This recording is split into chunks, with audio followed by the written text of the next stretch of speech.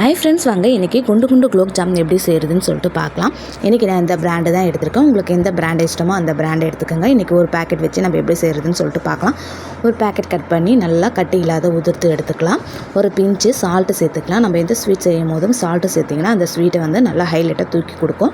இன்றைக்கி நான் தண்ணி ஊற்றி பேசியே போகிறதில்ல, பால் ஊற்றி தான் பேசியே போகிறோம். பால் ஊற்றி பேசிஞ்சிங்கன்னா நல்லா இன்னமும் டேஸ்ட்டாக இருக்கும். இந்த அளவுக்கு பேசிஞ்சு எடுத்துக்கலாம்.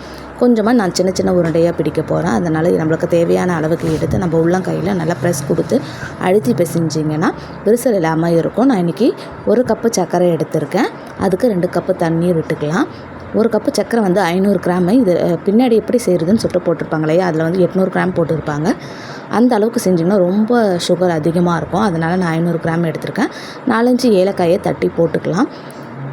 சுகர் பாகு வந்து கம்பி பதம் வர தேவையில்லை, பிசுபிசுப்பு தன்மை வந்தாலே போதும்.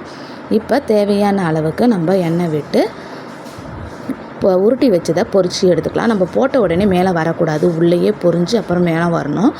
அதுதான் கரெக்டாக எண்ணெய் காஞ்சிருக்குன்னு சொல்லிட்டு பக்குவோம்.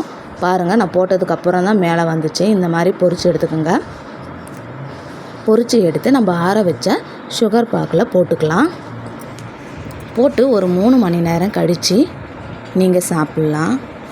இப்போ சூப்பரான குண்டு குண்டு குலோப் ஜாம் ரெடி. நீங்கள் சின்ன சின்ன உருண்டையாக உருட்டினீங்கன்னா ஒரு 38 வரும். பெருசாக உருட்டினீங்கன்னா ஒரு 25 வரும். பாருங்கள் எவ்வளோ சாஃப்டாக ஜூஸியாக பாகில் நல்லா இழுத்து நல்லா சூப்பராக இருக்குது. இந்த வீடியோ பிடிச்சிருக்குன்னு சொல்லிட்டு நம்புகிறேன். பிடிச்சிருந்தா லைக் பண்ணுங்கள், ஷேர் பண்ணுங்கள், சப்ஸ்கிரைப் பண்ணுங்கள்.